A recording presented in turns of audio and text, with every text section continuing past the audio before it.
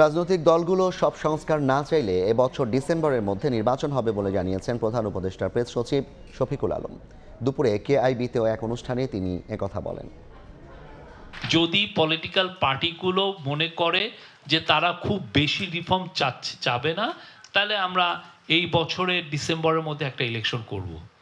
আর যদি পলিটিক্যাল পার্টিগুলো মনে করেন যে না এটা একটা ইন্টারিম গভর্নমেন্ট, একে দিয়ে আমি অনেকগুলো রিফর্মের কাজ করিয়ে নেই, আরও আমার রিফর্মটা লাগবে, সেক্ষেত্রে আমরা কি করব, আমরা আরও 6 মাস আমরা সময় নিব।